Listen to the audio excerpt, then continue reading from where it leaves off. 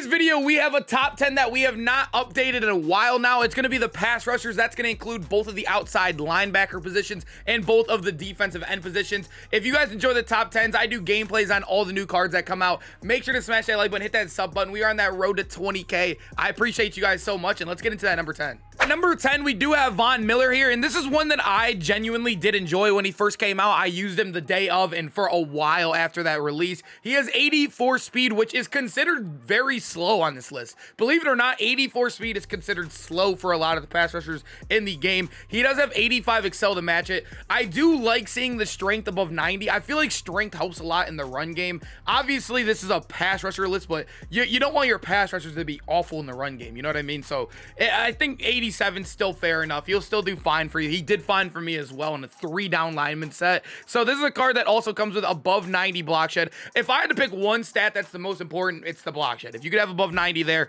that's the one that you need the most. And then he has a 90 power move as well, while maintaining a high finesse move at 88 as well. I know a lot of people like the traits in Madden as well. I don't know if I'm a big believer in defensive lineman traits. A lot of them I believe in are like the quarterback ones, like the tight spiral I've noticed. I don't know. A lot of the traits I've noticed for D linemen haven't seemed to matter. If a card, I just feel like if you have a lot of the stats that are above 90, like the block shed and the strength, I feel like you play well no matter what. And as long as you have good speed, you should do well. And especially now, if you have edge threat, a lot of these stats don't matter as much as you think they do. And like, unless your edge threat gets counteracted, obviously the stats will matter. But at the end of the day, this is still a good card that deserves to be in this top 10 here. So at number 9 here, he's not officially in the game yet. I'm recording this the morning of, so I'm literally going to be posting it right after I'm done recording. But Zandarius Smith is our number 9. He is the LTD coming out. You guys can't see it because I'm covering, but he is the LTD coming out for Team of the Week today. This is actually a very, very good card. But like I said, the only negative about him is that he is a little bit slow. And I do feel like speed is a big deal. Lamar is probably one of the most popular quarterbacks in the game. Michael Vick's a popular quarterback. I even see like the budget guys using Fields, who are all faster than Zandarius. So I do value speed in this list 100%, but when you look at him, he does have 90 strength, which is much better than Von Miller right there. And then he does have 92 block shed, 92 power move. Although you're losing a little bit of finesse move, I'd rather hit that 90 strength versus the finesse move. Obviously, these are the only stats that you really see on the card yet. But Zandarius Smith, he also does get edge threat discounted. I think it's normally 4 AP on a power rusher outside linebacker, so I think they're giving it for the normal 3 AP on him. So Zandarius Smith's actually a very good card, and he still gets the meta ability for the normal rate you would on this card anyway. So I do recommend him. Hopefully he's a cheaper LTD. He's not the biggest name in the world. You guys know how people go with outside linebackers that aren't like Lawrence Taylor. They're usually tanked down in price. So Zandarius Smith, I think, should be a coppable card here for an LTD. Number 8 position, we do have Clay Matthews. And Clay Matthews is the only card on this list, well, obviously in Zandarius Smith, that I have not gotten to use. But I've played against this card so much. I've played against him a lot. I've seen very good players use him as well. He does have 85 speed, which is only a tiny bit better than the guys we just previously had. I know you're looking at this card, you're like, how is this guy above the other ones? So you'll notice his strength isn't too high. His block shed isn't too high. His power move isn't too high. He doesn't have a 90 finesse move. The thing I like about Clay Matthews is the cheap double or nothing. He's the only player in the game that gets it for 2 AP.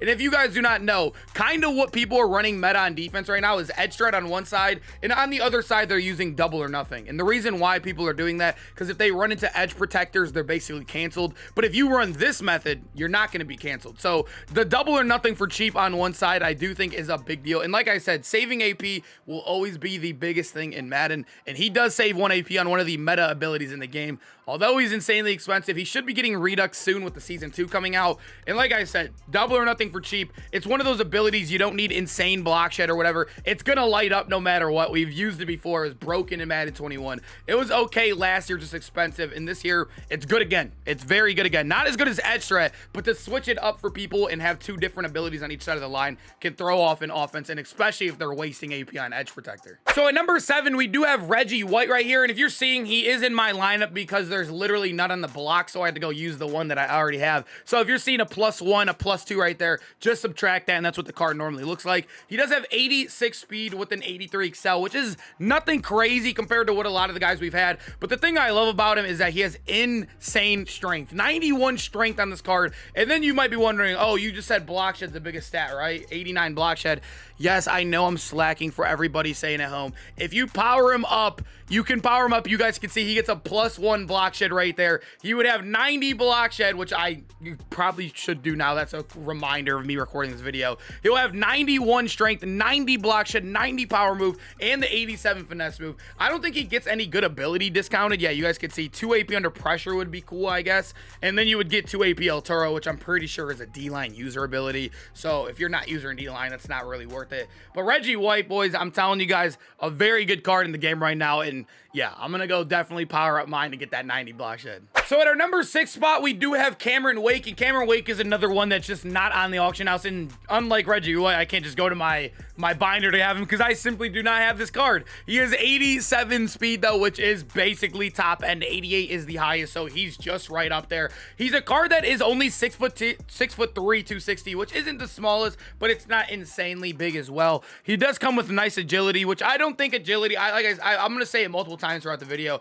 I feel like Excel is probably the most important one right there next to the speed. That's the one that's going to help you get to the quarterback as fast as possible. And then this is a card that does come with solid block shed at 91 block shed and a 92 finesse move, which is very solid. Not that much of a power move, and also not even hitting that 90 in strength. I'm going to be honest. I feel like this is probably one of the least valuable cards in the game because of his price. He is around what?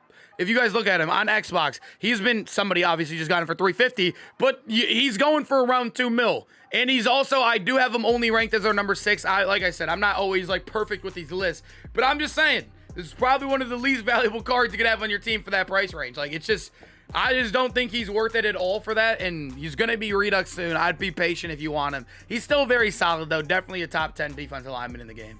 So right here at our number 5 spot, we do have DeMarcus Ware, and DeMarcus Ware is one that always seems to be amazing in Madden. I remember his 21 card. His card last year was very good as well. He's just always very solid. He's a card that comes with top-end speed at 87. I think 88, if I'm not mistaken, is the highest pass rushing speed in the game. I'm pretty sure it is. So 87 is basically top-end. He's also 6'4", 250. A very solid weight for DeMarcus Ware at an outside linebacker. His strength at 85 is solid. It's not terrible. It's not the 90 we'd love to see, but it's there. It's solid. And for any of you guys who do not know, actually thresholds, I always forget to say this, but thresholds in all Madden are 85 and 95. In all pro, it's 80 and 90. So yeah, 85 is still kind of considered low if you're playing all pro, or I mean all Madden, but it depends on what you play normally. Just always go with that. But 90 block shed, amazing, right? It's absolutely amazing in the game that he has that, and I accidentally press LB like a bot. But he does have 87 power move and 90 finesse move as well on top of that. I think D Ware is one that you always see out there. He's always going to be a good card and always a solid pass rusher in Madden,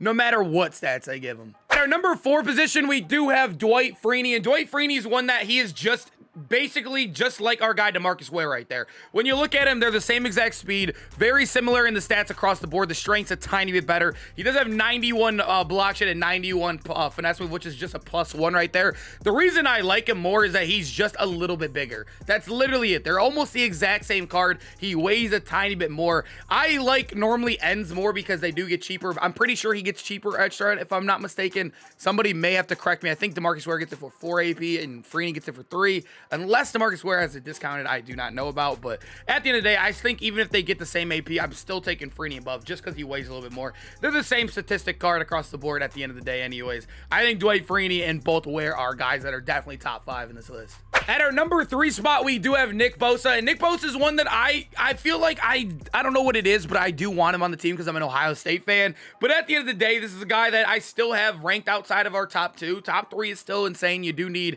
I would say in most defenses, the minimum you need is 2 pass rushers. For example, Dollar, what I run, you only need 2 pass rushers. So at the end of the day, him being at number 3 doesn't make the cut. But for many of you guys who are running, I don't know, 3 through 5 wide, or you're running any sort of anything else where you could fit a lot of these guys in, this is a guy that is definitely going to make a lot of the teams. He has 88 speed, which is top end, 89 Excel. So he is about as fast as it gets. And especially with that Excel, he is the fastest possible D lineman right now in the game. He does have okay strength at 83, but what we're here for is that 93 block shed, which I think is the tied for the highest in the game, or it's the highest. I can't remember if it's the highest or it's tied, but it's up there. It's definitely up there. And then he has a 92 finesse move and an 87 power move. Nick Bosa is one that is insane. I've played against him. I've played against him in edge threat. When he sheds an edge threat, he is too fast with the quarterback. Like I told you guys, 88 speed is insane. He's literally there in the backfield before you could even think about it. I really do think excel is a big stat for defensive linemen, and he brings that to the table while maintaining great pass rushing stats as well. Not a fun card to play against, not at all. At number 2, we do have Michael Strahan, and Michael Strahan's one that I feel like has to be on a lot of teams if you can afford him. He is one of the only, there's only a couple cards in the game that do get 390 plus stats right there in the main stats. He does have 92 block shed, 90 power move, and a 91 finesse move, and he has 92 strength. So this card is weak at literally nothing. The only spot that you could wish for him being better is speed. His excel is even 90, which is insane. We just saw Nick Bosa at an 89. He has an excel of 90, which will help the speed. Obviously, like I said, I think excel is like matters a lot because you're really only breaking to the quarterback in such a small gap that excel is like a big deal right there. In speed, like I said, 86, you're not going to be really chasing down a lot of people, but it's good enough to get back to the quarterback. And he also does have discounted under pressure when you power him up, which is a very, very good ability in the game right now, especially if you're running any sort of blitz or defense that he can come free in. He's going to force a lot of overthrows and turnovers. Michael Strahan's a card that I feel like if you can afford him, definitely go get him. At number 1, we have Tyrell Suggs. I felt like I had to go him here. When you compare him to the guy we just showed you, Michael Strahan, right? He's faster than him. He also has a 93 excel. I don't know who, like 93 excel is, if it feels illegal to play our offense against this guy or even trying to block him. He has 3 more excel than Strahan. That is insane. He also has a +1 speed on him. He does also have above 90 in his strength, block shed, power move, and finesse move, and he also is getting a 0 AP ability on him. If you guys do not know, if you power him up, you do get 0 AP unpredictable, which is a very good ability in the game right now. I don't think it's not as good as double or nothing or edge threat, but it's still solid, especially when you're getting it for free. You know what I mean? You could use that and edge threat. You could use that by itself and use defensive back abilities. I think he's definitely number 1. I feel like he's the things that Strahan was really good at, he excels at more. He's +1 speed, +3 excel, while still having 90 plus in all the stats that Strahan has. It's actually insane how good this card is. He is definitely the number 1 pass rusher in the game, and I feel like he's probably going to be in the top 3, top 5 for at least another month. I hope you guys enjoyed the video. Make sure to comment down below which pass rushers you are using. I'm only using 2. Like I said throughout the video, I am in dollar, so I'm using Reggie White right now, and I know I'm using Lawrence Taylor. It's because I got him end cat, and I'm being a cheap player right now. I'm being very, very cheap. I'm waiting for somebody I really like right there to replace Lawrence Taylor. And yeah, I don't know. Comment down below who you guys have. We're on that road to 20K. Hit that sub button as well. Hope to see you guys in the next one. Peace out, boys.